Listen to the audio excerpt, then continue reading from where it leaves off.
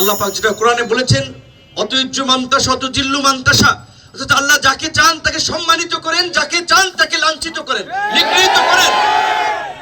গতকাল অন্তর্বর্তীকালীন সরকারের প্রধান উপদেষ্টা, কঠিন সময়ে আমরা একজন ব্যক্তির আওয়াজ সবসময় পেয়েছি, লেখালেখিতে, টকশোতে আমাদের পাশে এসে দাঁড়ানোর ক্ষেত্রে ডক্টর আসিফ নজরুল।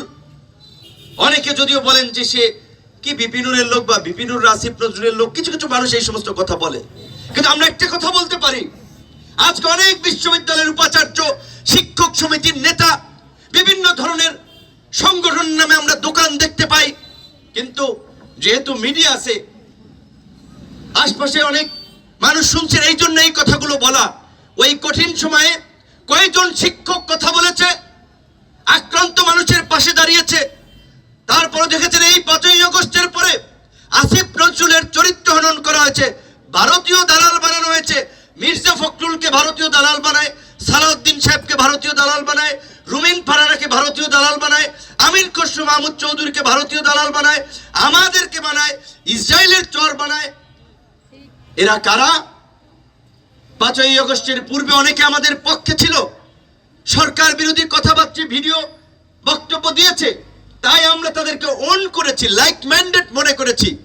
কিন্তু এই কালপ্রিট গুলো নির্বাচনকে সামনে রেখে, কিংবা গত 15 মাসে দেখেছেন দেশের মধ্যে নানান ধরনের মব ভায়োলেন্স করে বাংলাদেশকে একটি অস্থিতিশীল রাষ্ট্র হিসেবে বিশ্বের কাছে পরিচয় করিয়ে দিতে, রাজনৈতিক ফায়দা নিতে নানানভাবে আমাদের জুলাইয়ের মধ্যে দিয়ে যে ঐক্য তৈরি হয়েছিল, সেই ঐক্য নষ্ট করার চেষ্টা করেছে, বিভেদ বিদ্বেষ ছড়িয়ে একটা অসহিষ্ণু সমাজ এবং ব্যবস্থা তৈরি করার চেষ্টা করেছে। আজকে যদি সোশ্যাল মিডিয়ায় যান, শিশু বৃদ্ধ ফেসবুক ব্যবহার করে, আপনার মতের সাথে কারো মত মিলতে নাও পারে। আমি গণ অধিকার করি, আরেকজনে বিএনপি, আরেকজনে জামাত ইসলাম চরমোনাই, কিন্তু দেখবেন কিছু কিছু মানুষ এত নগ্ন ভাবে, এত অসভ্য কথাবার্তা কমেন্ট ফেসবুকে বলে, এর মাধ্যমে তো তার ব্যক্তিত্ব ফুটে ওঠে।